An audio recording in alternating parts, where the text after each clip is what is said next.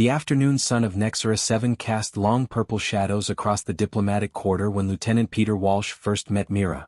He had just finished a tedious meeting about trade regulations and was looking forward to a quiet walk back to his apartment. The air smelled different here, like copper mixed with something sweet he could never quite identify. After 2 years on this station, Peter had grown used to the strange sights and sounds, but he still appreciated moments of solitude. He was checking his data pad when a small voice called out from beside a decorative fountain. "Excuse me, human sir." Peter looked up to find a Vexian child staring at him with enormous amber eyes. She couldn't have been more than 6 or 7 years old by human standards, though Peter always found it difficult to judge alien ages accurately. Her skin had that distinctive iridescent purple shimmer that marked her species, and her hair fell in silvery waves past her shoulders. She wore a simple green tunic that looked slightly too large for her small frame. "Hello there," Peter said, smiling down at her. "Are you lost? Do you need help finding your parents?" The child shook her head vigorously. "No, sir. I am here to talk to you. I have a very important question." She straightened her posture and clasped her small hands together in what appeared to be a formal gesture. Peter found himself amused despite his fatigue. "All right then. What's your important question?" The child took a deep breath as if preparing for a speech. "Are you single, human sir?" Peter blinked in surprise. Of all the questions he might have expected, that certainly wasn't one of them. "I'm sorry, what?" "Single," the child repeated earnestly. "Not married. Not bonded. Do you have a wife or a partner?" No, I don't," Peter said slowly, completely bewildered. "Why do you ask?" The child's face lit up with hope. "Because my mother needs a husband and you seem very nice."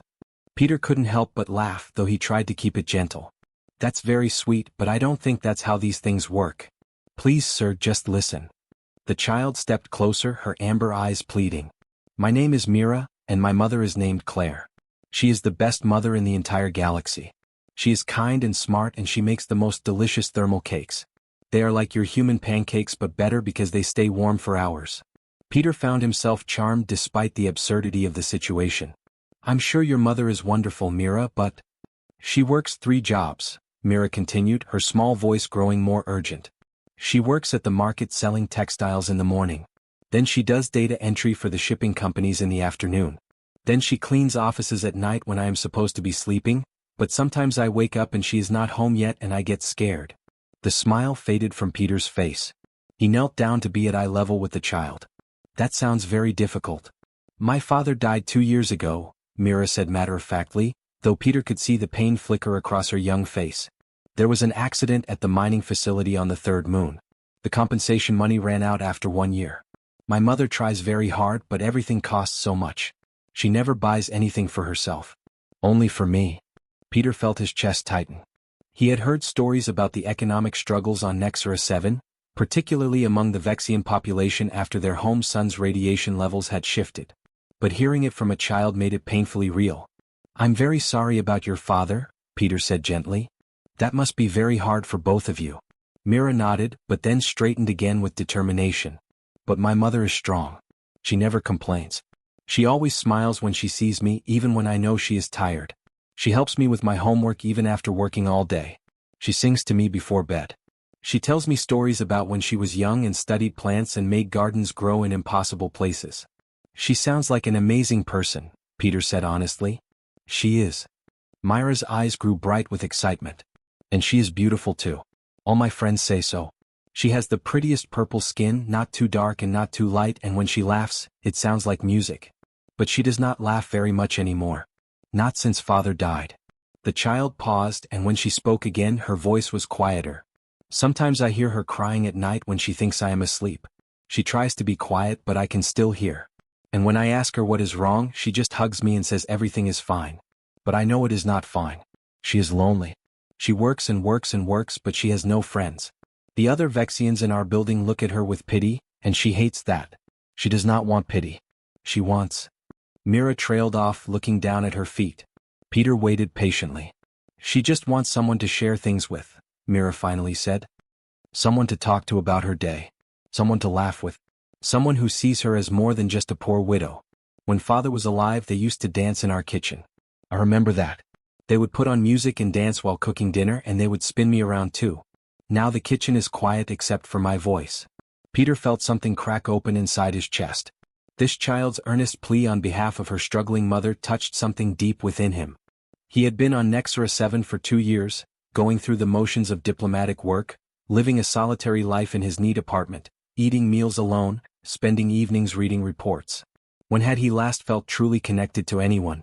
"Mira," he said carefully, "I understand you want to help your mother. And I can see how much you love her. But marriage is complicated. People need to know each other first. They need time to then meet her." Mira interrupted, grabbing his hand with both of hers. "Just meet her. Please. She will be at the evening market today selling textiles at her stall. It is the one with the blue and silver banner. You can just say hello. Just talk to her for a few minutes. If you do not like her, then okay. But please just give her a chance. Give us a chance." Peter looked down at the small hands clutching his own. He knew this was probably a terrible idea. Getting involved in the personal lives of station residents was complicated. There were protocols and considerations. And yet, something in Mira's desperate hope made him unable to say no. "All right," he heard himself say. "I'll come to the market this evening. I'll meet your mother. But Mira, you have to understand, I'm just agreeing to meet her and talk. Nothing more than that. No promises." Mira's entire face transformed with joy. She bounced on her toes and squeezed his hand tighter. "Thank you, thank you, thank you. You will see. She is wonderful. You will like her, I know it. The market closes at 8th hour. Come before then. I will tell her." "No, I will not tell her. It will be a surprise." "Yes, a good surprise." Before Peter could respond, Mira released his hand and darted away, her silvery hair streaming behind her. She turned back once to wave enthusiastically before disappearing around a corner. Peter stood slowly, wondering what he had just agreed to. This was going to be awkward at best, potentially disastrous at worst. And yet, as he resumed his walk home, he found himself thinking about a lonely woman who worked 3 jobs, who cried quietly at night, who had once danced in her kitchen. Maybe it wouldn't hurt to just meet her. The evening market of Nexera 7 hummed with activity as Peter made his way through the crowded pathways. Vendors called out in a dozen different languages, advertising their goods. The air was thick with the smell of spices and cooked food. Colorful fabrics hung from stalls, swaying gently in the artificial breeze created by the station's environmental systems. Peter had been to this market only a handful of times before, usually just passing through on his way to somewhere else. Now he walked with purpose, searching for a blue and silver banner. He felt slightly foolish. What was he doing here? Going to meet a stranger because her 6-year-old daughter had asked him to? It was absurd. He should turn around and go home. And yet his feet kept moving forward. He found the stall tucked between a spice vendor and a small shop selling electronic components. The blue and silver banner rippled overhead, and beneath it stood a woman arranging bolts of fabric on a display table. She wore a simple gray dress that complemented her purple skin, and her silvery hair was pulled back in a practical braid. She moved with efficient grace, her hands quick and sure as she organized her merchandise. Peter recognized Mira immediately, sitting on a small stool behind the stall, swinging her legs and working on what appeared to be homework on a battered data pad. The child looked up, saw Peter, and her eyes went wide. She opened her mouth, but Peter quickly put a finger to his lips. Mira grinned and nodded, bouncing excitedly on her stool. Peter approached the stall, pretending to examine the textiles. They were beautiful, he realized with genuine surprise. The fabric shimmered with subtle patterns that seemed to shift as he moved. "These are lovely," he said. The woman looked up and smiled politely. "Thank you. They are traditional Vexian weave. The threads contain mineral compounds that react to light and movement. Each piece is unique." Her voice was soft and melodic, with only a slight accent when she spoke standard. Peter found himself studying her face. She had delicate features and those same striking amber eyes as her daughter, though hers held a weariness that no amount of smiling could quite hide. There were faint lines around her eyes and mouth, marks of stress and fatigue. "How much for this one?" Peter asked, pointing to a deep blue cloth with silver threads running through it. 40 credits, she said. "But I can offer 35 if you—" "Mama?" Mira suddenly burst out. "This is the human I told you about." Claire's eyes widened in confusion. "What human, sweetheart?" "I don't." Then understanding dawned on her face, followed immediately by horror. Her gaze snapped back to Peter, and her purple skin seemed to darken with what he assumed was a blush. "Oh no. Oh no, no, no. Please tell me she didn't." Peter couldn't help but smile. "She did." Claire immediately set down the fabric she was holding and turned to her daughter. Mira, what did you do? I asked him to meet you, Mira said proudly. He is very nice, Mama. And he is single. He said so himself. Mira, that is. Claire pressed her hands to her face, clearly mortified. She looked at Peter through her fingers. Sir, I am so sorry. I had no idea she would do something like this. She has never. I don't know what she was thinking. Please, I apologize deeply for any inconvenience or discomfort this has caused. Her standard was excellent, Peter noted, despite her earlier claim that it was broken. She spoke with careful precision, like someone who had learned through study rather than casual use. It's all right, Peter said, genuinely amused by the situation now. Actually, I'm glad she did. Your daughter is very persuasive. Claire lowered her hands, looking uncertain. You are not angry? Not at all. She clearly loves you very much. Claire's expression softened as she glanced at Mira. She is my whole world. But she should not have bothered you with personal matters. It was inappropriate. Maybe, Peter agreed. But she made some compelling arguments. Something about thermal cakes. Despite her embarrassment, Claire laughed. It was a short, surprised sound, but Peter understood immediately what Mira had meant. There was something musical about it, something warm and genuine that transformed her tired face into something beautiful. She did not, Claire said, shaking her head. She is impossible. She is wonderful, Peter corrected. And she's right. You do make the best thermal cakes in the galaxy. You have not even tried them yet. Mira protested. Yet, Peter said, looking at Claire. I'm Peter Walsh, by the way. Lieutenant Peter Walsh, Diplomatic Corps. Claire, she said quietly. Claire Renshaw. Well, it's actually Clara of House Renshaw, but Claire is easier for humans to pronounce. And you've met my daughter Mira, who apparently has no sense of boundaries. I have very good boundaries, Mira insisted. I just know when to ignore them. Peter laughed. Smart kid. Claire sighed but smiled. Too smart sometimes. She hesitated, then gestured to a small folding chair beside her stall. Would you like to sit? I have about an hour before I close for the evening. If you have time. You don't have to, of course. I'm sure you have better things to do then. I'd like that, Peter interrupted gently. He sat down and for the next hour they talked. Claire continued working as they spoke, folding fabrics and helping the occasional customer. Peter learned that she had indeed been a botanical engineer before her husband's death. She had worked on terraforming projects, designing plant systems that could adapt to harsh environments. I loved it, she said, her eyes distant with memory. Creating something living in places where nothing should survive. It felt like magic even though it was just science and patience. Why did you stop? Peter asked. Claire's hands stilled on the fabric she was folding. When my husband died, I needed immediate income. Engineering positions require certifications and time for interviews and background checks. I needed to feed my daughter that week, not next month. So I took what was available.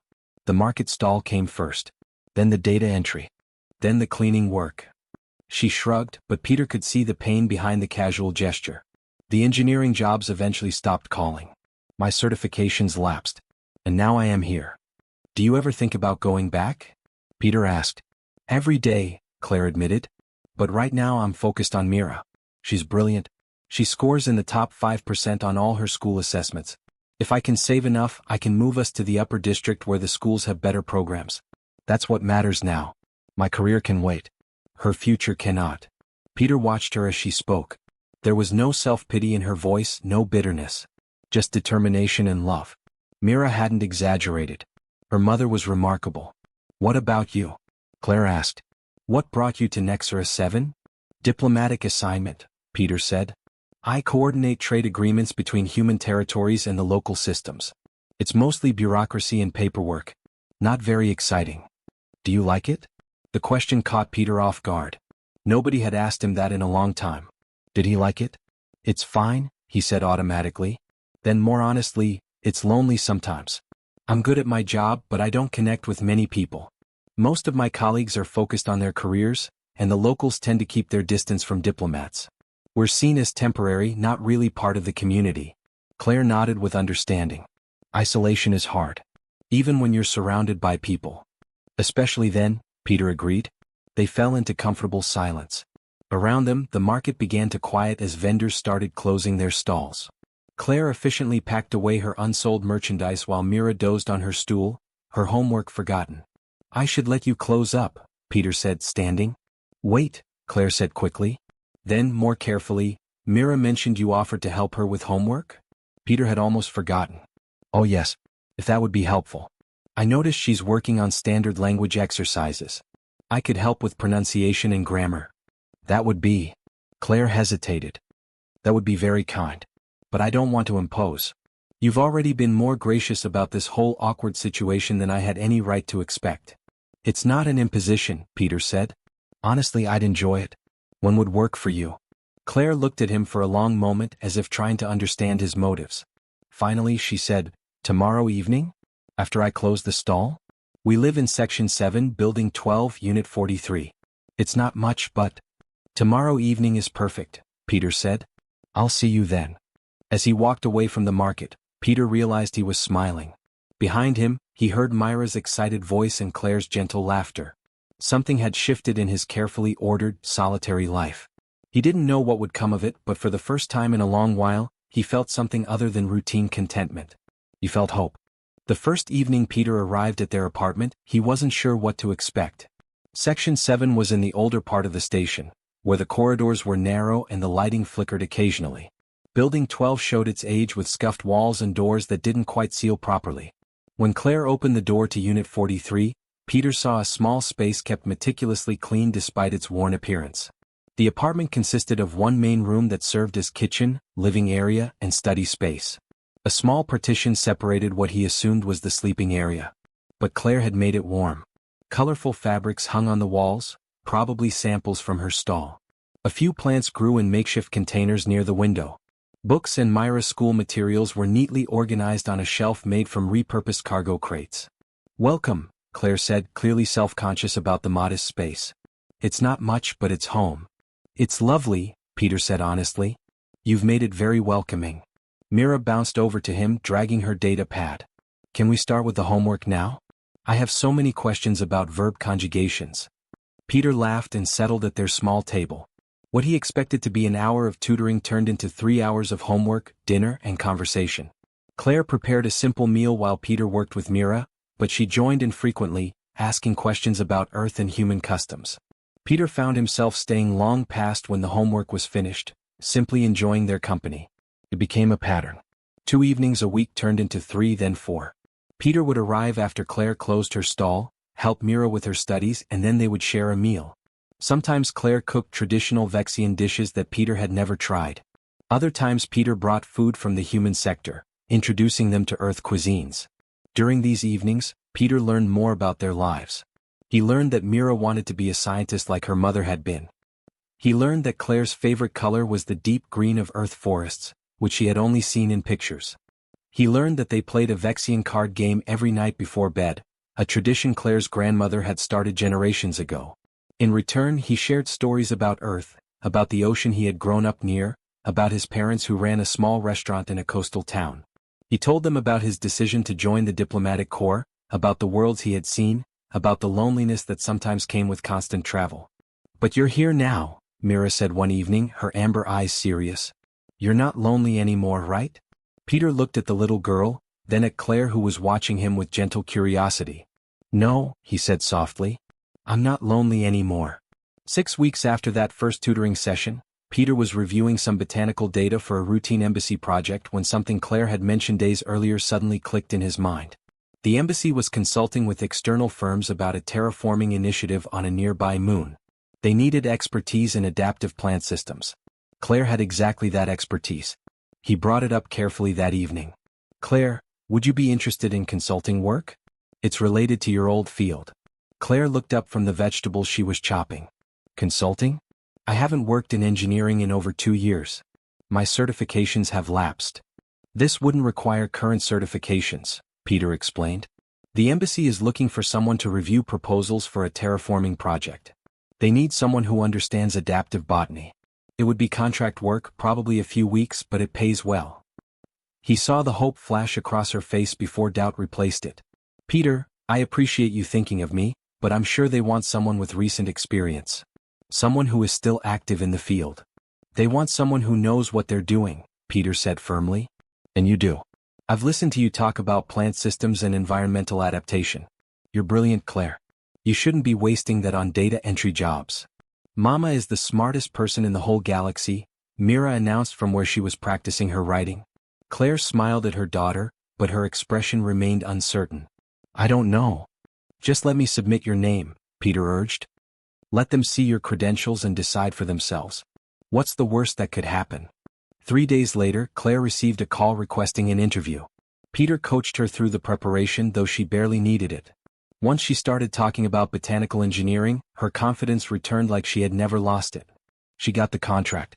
Peter would never forget the evening she came home with the news. Mira shrieked with joy and Claire laughed and cried at the same time. They danced around the small apartment, and Peter found himself pulled into their celebration, spinning Mira in circles while Claire clapped her hands. Thank you, Claire said later, after Mira had gone to bed. They sat together on the worn couch, drinking tea. You gave me back something I thought I'd lost forever. You did the work, Peter said. I just opened a door. You walked through it yourself. Claire's hand found his, her fingers intertwining with his own. It was the first time they had touched beyond casual contact, and Peter felt his heart beat faster. Still, she said softly. Thank you. The consulting work changed things. Claire reduced her hours at the market and quit the data entry job entirely. She still kept the textile stall because she genuinely enjoyed it, but now it was a choice rather than a necessity. Peter watched her transform over the following weeks. The exhaustion faded from her face. She smiled more easily. She started wearing brighter colors. Her expertise on the project impressed everyone. The embassy extended her contract twice. People started seeking her opinions on other environmental initiatives. She was rebuilding her career, and Peter felt proud every time he saw her confidence grow. But not everyone was happy about the changes in Claire's life. Peter first noticed the problem when he arrived at their apartment one evening to find Claire upset. Mira was in the sleeping area, and Claire was sitting at the table with her head in her hands. What happened? Peter asked immediately. Mrs. Toven from downstairs, Claire said, her voice tight. She stopped me in the corridor. She said people are talking. About you coming here so often. About how it looks. Peter felt anger rise in his chest. What business is it of theirs? In traditional Vexian culture, a widow is expected to mourn for 5 years before even considering another relationship, Claire explained. And even then, matches are supposed to be arranged through family networks. The fact that I'm seeing a human that you're here so often, they think it's shameful. That's ridiculous, Peter said. To you maybe, Claire said. But I still have to live here. I still have to walk past these people every day. Mrs. Toven wasn't cruel about it. She actually seemed concerned. But she made it clear that others are less understanding. What do you want to do? Peter asked carefully. Claire looked at him, her amber eyes filled with conflict. I don't know. I don't want to care what they think. But Mira has to go to school with their children. I have to do business with people in this community. And some part of me still feels guilty. Like I'm betraying my husband's memory by being happy again. Peter moved to sit beside her, taking her hand. You're allowed to be happy, Claire. Your husband would want that for you. I know, she whispered. My mind knows that. But my heart sometimes feels differently. They sat in silence for a moment. Then Mira's small voice came from behind the partition. Mama? Are you crying? Claire quickly wiped her eyes. No, sweetheart. I'm fine. Mira appeared in her nightclothes, looking between her mother and Peter with worry. Are the mean ladies bothering you again? Again? Peter asked sharply. Claire sighed. It's been happening for a few weeks now. Just comments. Looks. Nothing serious. It is serious if it's upsetting you, Peter said. Mira climbed onto her mother's lap despite being almost too big for it. I told Mrs. Toven's daughter that Peter is the best thing that ever happened to us. And that grown-ups who gossip are being silly. Despite the tension, Claire laughed. Oh, Mira. That probably didn't help. I don't care, Mira said stubbornly. It's true. Peter looked at these two people who had become so important to him. In just a few months they had transformed his life. He came home to their apartment now, not his own. He thought about them constantly. When something good happened at work, Claire was the first person he wanted to tell. When he saw something funny, he imagined Mira's reaction. He was falling in love with both of them, he realized. Not just Claire but Mira too. They had become his family. We'll figure this out, he said firmly. Together. Peter was in the middle of a particularly tedious meeting about shipping lane regulations when his communicator buzzed urgently. He glanced down and saw Mira's name on the screen. She had never contacted him during work hours before. His stomach dropped. He excused himself from the meeting and stepped into the corridor. "Mira? What's wrong?" The sound of her crying came through immediately. "Peter, please come. Please. They're making us leave. Mama is trying to be brave but she's so upset and I don't know what to do." "Slow down," Peter said, already walking quickly toward the exit. "Who's making you leave? What happened?" "The landlord came," Mira said between sobs. "He said we have to move out. He gave Mama a paper." She tried to argue but he wouldn't listen. "Peter, we don't have anywhere else to go. All the apartments in Section 7 cost the same and nobody will rent to us now because people have been talking and saying bad things." Peter's jaw clenched. "I'm coming right now. Stay with your mother. I'll be there in 15 minutes. He ran most of the way, ignoring the strange looks from people he passed. His mind raced with anger and worry. This was his fault. His presence in their lives had brought this trouble to them. He should have been more careful, more aware of the cultural complications. When he reached their apartment, he found the door open. Inside, Claire sat at the table staring at a document displayed on a data pad. Her face was pale, her hands trembling slightly. Mira was pressed against her side, still crying quietly. "Claire," Peter said softly. She looked up and he saw the defeat in her eyes. It hurt worse than any physical pain he had ever felt. "He's evicting us. Mr. Keller, the landlord. He says he's received complaints from other tenants about inappropriate behavior. About you visiting so frequently. About me damaging the building's reputation." "That's discrimination," Peter said immediately. "It's illegal under station law. I can file a complaint with the housing authority." "And then what?" Claire asked tiredly. "Even if I win, even if they force him to let us stay, I'll be living surrounded by people who hate me. Mira will face worse treatment at school. The other vendors at the market already whisper when I pass by. How much worse will it get if I fight this publicly?" Peter moved to kneel in front of her chair, taking her hands in his. "You can't let them do this. You've done nothing wrong." "Haven't I?" Claire's voice cracked. "I've let myself become attached to you. I've let you become part of our lives. I've been selfish, thinking only about my own happiness and Mira's, not considering the consequences." "Being happy isn't selfish," Peter insisted.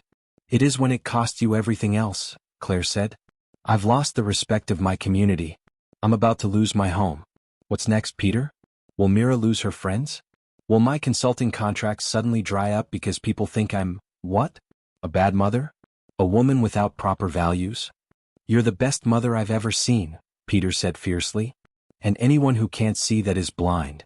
Mira had stopped crying and was watching them with wide eyes. "Are you going to stop visiting us?" she asked Peter in a small voice. The question cut through him. "What? No. Of course not." "But if you keep visiting, we'll have problems wherever we go," Mira said with a child's terrible clarity. "I heard Mrs. Toven tell her friend that Mama is cursed now. That no Vexian will want to associate with us. Is that true?" Claire made a pained sound and pulled Mira closer. "Oh, sweetheart. No, you're not cursed. We're not cursed." "Then why is everyone being so mean?" Mira demanded. Nobody had a good answer for that. Peter stood up, pacing the small apartment. His mind worked through options. "Move in with me," he said suddenly. Claire stared at him. "What?" "My apartment. It's in the diplomatic quarter. It's larger than this one. 2 bedrooms. The landlord can't discriminate there because it's embassy-controlled housing. You'll be safe from this kind of prejudice." "Peter, I can't just move into your home," Claire said, shock replacing some of her despair. We're not, it wouldn't be appropriate." "Why not?" Peter challenged. "Because some narrow-minded people have opinions about who you spend time with? Because they think they have a right to control your life." "Because we're friends," Claire said quietly. "Good friends. Very good friends. But that's all we are, and I won't take advantage of your kindness by imposing on you like that." Peter stopped pacing. He looked at Claire, really looked at her. At her beautiful amber eyes that held so much strength and sadness. At the way she sat protectively over Mira. At the home she had built from almost nothing. At the courage it took to face each day despite everything working against her. "What if that's not all we are?" he said. The apartment went very quiet. Even Mira held her breath. "What?" Claire whispered. Peter moved back to kneel in front of her. "What if we're more than friends? What if I'm in love with you?" Claire's eyes filled with tears. Peter, don't say that just because you feel sorry for me. Don't make this more complicated than it already is. I'm not saying it because I feel sorry for you, Peter said. I'm saying it because it's true. I've been in love with you for weeks now, maybe longer. I wake up thinking about you. I go to sleep remembering things you said. When I'm at work, I count the hours until I can see you again. You and Mira, you've become my whole world. But I'm Vexian, Claire said, as if that explained everything. So what? Peter asked. You're also brilliant and strong and kind. You're an amazing mother. You make me laugh. You challenge me to think differently. You've made me happier than I've been in years. Why should species matter more than any of that? Because the whole station says it should, Claire said, but her voice was uncertain now. The whole station is wrong, Peter said firmly. Claire, I don't care what people say. I don't care if it's complicated or unconventional. I love you. And I think maybe you might love me too. Claire was crying openly now. Of course I love you. How could I not? You've been so good to us. You've given me back my career, my confidence. You've made Mira so happy. You've made me feel alive again in ways I thought I never would after losing my husband. But Peter, loving each other doesn't make this easier. It makes it harder. Does it have to? Mira asked suddenly. Both adults looked at her in surprise. The little girl wiped her own tears away. Mama, you always tell me that love is the most important thing. That it's what makes us strong. If you and Peter love each other, isn't that good? Isn't that what we need right now? Someone who loves us. Claire laughed and cried at the same time. When did you become so wise? I've always been wise, Mira said matter-of-factly. You just don't always listen. Peter reached up and gently wiped the tears from Claire's face. Let me help you. Let me be there for both of you. Not as a friend doing a favor, but as someone who wants to build a life with you. Claire searched his face for a long moment. Then, slowly she leaned forward. Peter met her halfway. Their kiss was gentle and tentative at first, then deeper as weeks of unspoken feelings poured into it. Peter's hand cradled the back of her head, and Claire's fingers gripped his shirt like she was afraid to let go. Finally, Mira shouted, making them both jump apart. The little girl was bouncing on her seat, her face lit up with pure joy. I knew it. I knew you loved each other. I told you, Mama. I told you Peter was perfect for us. Despite everything, despite the eviction notice and the prejudice and the uncertain future, all three of them started laughing. You did, Claire admitted, pulling her daughter into a hug while reaching for Peter's hand. You were right all along. I'm always right, Mira said confidently. Peter joined their embrace, wrapping his arms around both of them. For a moment, everything felt perfect. But reality intruded quickly. This won't be easy, Claire said quietly. The embassy might not approve. Your career could be affected. And the Vexian community will be even more hostile. I know, Peter said.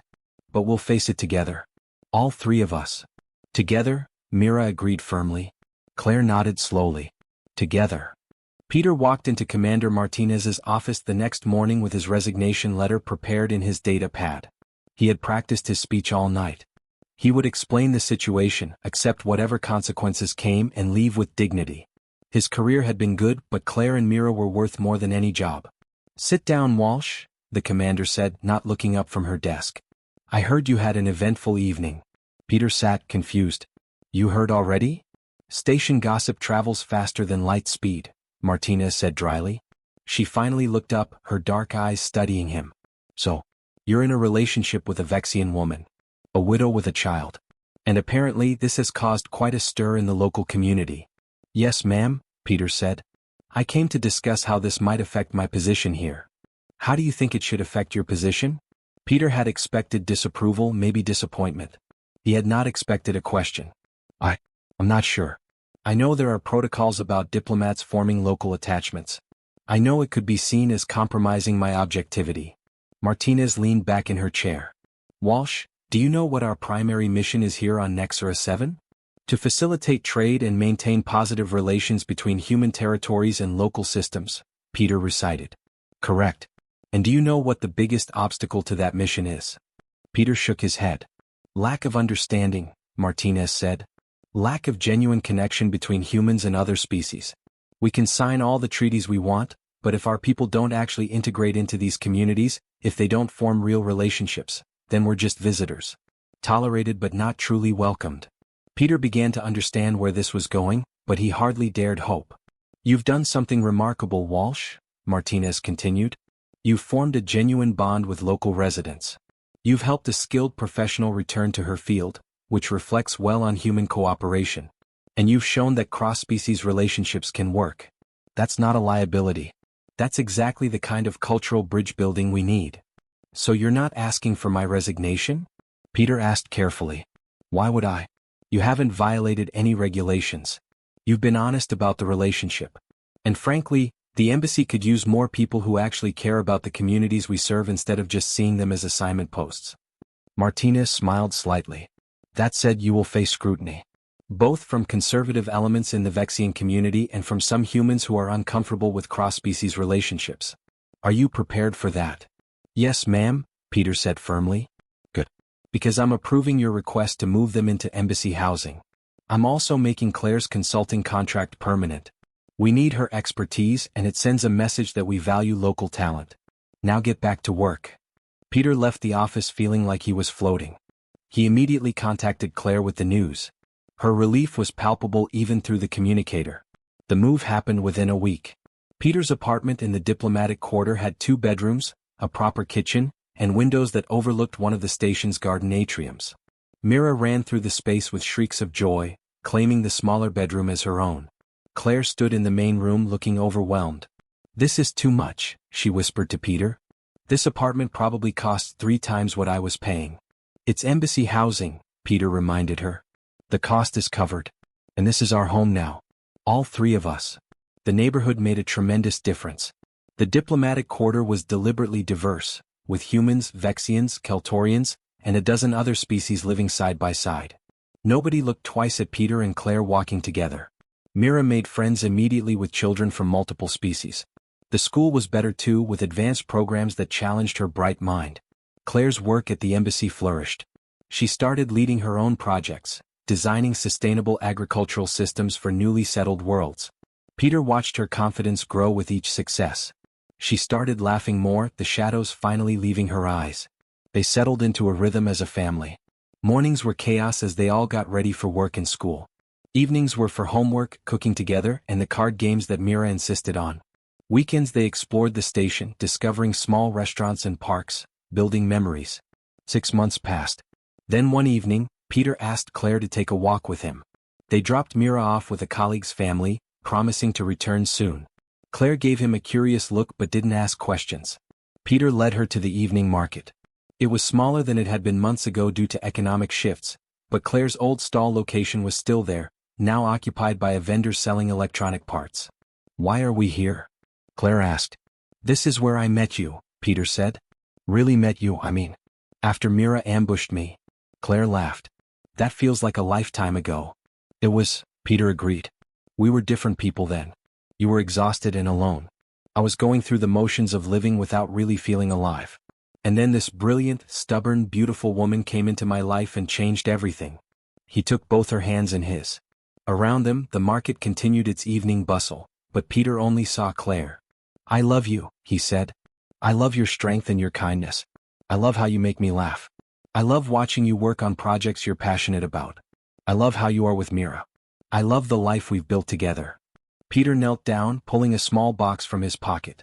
Claire's hands flew to her mouth, her eyes wide. In Vexian culture, I know proposals are different, Peter said. More formal, arranged through families. But we've already broken most of the traditional rules. So I'm asking you the human way. Claire, will you marry me? The ring was a simple band with a small stone that caught the market lights. Peter had spent weeks researching what would be appropriate, settling on something that blended both their cultures. Claire was crying again, but this time they were clearly happy tears. Yes. Yes, of course, yes. Peter slipped the ring onto her finger and stood, pulling her into a kiss. Around them, several market vendors who had recognized Claire began to applaud. A few called out congratulations. Not everyone approved, Peter knew. But enough people did. Enough people saw them as simply 2 individuals who loved each other. When they returned to pick up Mira, the little girl took one look at her mother's face and knew immediately. He finally asked, Mama, let me see the ring. The next months passed in a blur of planning. Peter's parents made the long journey from Earth, instantly falling in love with both Claire and Mira. Claire had no family to invite, having been estranged from them for years, but her colleagues from the embassy stepped in, helping with preparations and offering support. They decided on a small ceremony that blended traditions from both cultures. Claire wore a traditional Vexian bonding dress in deep purple with silver threading. Peter wore a formal suit in human style but with Vexian symbols embroidered along the collar. The ceremony itself was held in the garden atrium visible from their apartment, a space that had become meaningful to all of them. Commander Martinez officiated, having obtained the proper certification specifically for this wedding. Peter's parents stood on one side, Claire's colleagues on the other. And Mira stood between the couple, holding a small cushion with symbolic items from both cultures. The vows were simple. Peter promised to honor Claire's heritage while building something new together. Claire promised to face the challenges ahead with courage and love. They exchanged rings and spoke the traditional words from both cultures. Then came the part Mira had been practicing for weeks. The little girl stepped forward, her voice clear and confident. "I want to say thank you to Peter for saying yes to a very smart kid's very good idea. 6 months ago, I asked him if he was single because I knew my mama needed someone special. I was right. Peter, you made our family complete. You gave Mama back her smile. You gave me a dad who helps with homework and tells funny stories and makes everything better." There wasn't a dry eye in the gathering. Peter picked Mira up, hugging her tight while Claire wrapped her arms around them both. The reception was joyful and chaotic. Peter's mother taught several Vexians how to dance human style.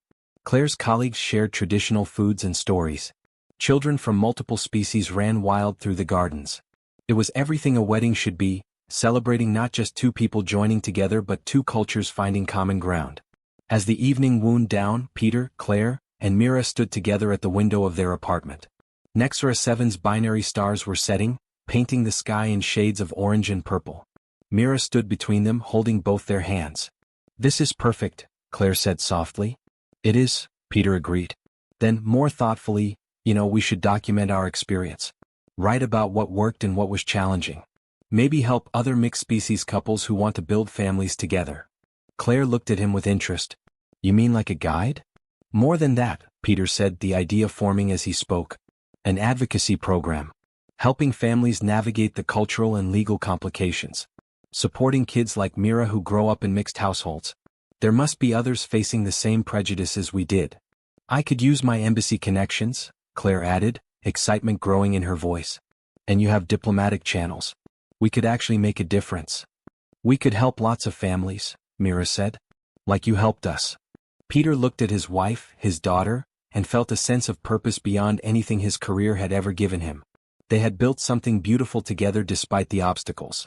Now they could help others do the same. "Together," he said, echoing the promise they had made months ago. "Together," Claire agreed. "Always together," Mira added firmly. As the last light faded from the sky and Nexera 7's night lights began to glow, the three of them stood at the window of their home, already planning how to bridge the stars for other families brave enough to love across the boundaries of culture and species. Their story had started with a child's simple question and a stranger's willingness to take a chance.